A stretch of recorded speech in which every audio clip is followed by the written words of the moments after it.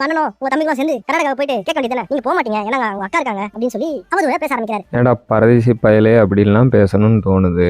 அவரு பேசுறது கண்ணுக்கு தெரிஞ்சது, உங்க என்டிகேல பொறுப்புல உள்ள ஒரு நொன்னை வந்துட்டு பேசுறதெல்லாம் உங்களுக்கு கண்ணுக்கு தெரியாது. எழுதி வச்சுக்க, விஜய் ரசிகர் ஒண்ணு மட்டும் அடுத்த 10 வருஷம் 5 வருஷத்துல நீ திரிசாவை சின்னமானு கூப்பிட நிலமா வராது. த்ரீசாலும் பேசிக்கிட்டு இருக்கீங்க. சாட்டையும் பேசுறான், என்டிகே அந்த பொறுப்புல இருக்கவங்க எல்லாருமே பேசுறாங்க. அப்பெல்லாம் எங்கடா போயிருந்தா, சுடுகாட்டுல இருந்தியா, கோமாவுல இருந்தியா?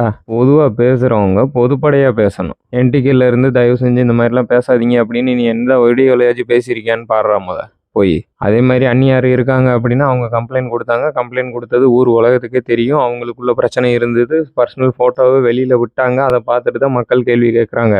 நீங்கள் ஒருத்தரை தவறாக பேசுறதுனால மக்கள் அதுக்கு பதிலடி கொடுக்கறதுக்காக உங்கள் வாயிலிருந்து உங்கள் குடும்பத்தில் நடந்த பிரச்சனைகளை தான் வந்துட்டு மக்கள் சொல்கிறாங்களோ ஒழிஞ்சு, உங்களை மாதிரி ஒரு ஃப்ரெண்ட்லியாக பழகினா கூட தவறாக பேசுகிற மாதிரி நாங்கள் யாரும் எதுவும் பேச கிடையாது. வார்த்தைகள்லாம் வருது உங்களையெல்லாம் கண்டாலே. ஆனால் விஜய் அண்ணன் வந்துட்டு என்ன சொல்லியிருக்காரு, தயவு செஞ்சு இந்த மாதிரி வார்த்தைகள்லாம் பேசவே பேசாதீங்க அப்படின்னு சொல்லியிருக்காரு. அதனால மரியாதையாக பேசுகிறோம். உங்களையெல்லாம் காரி துப்பணும் போல இருக்குது.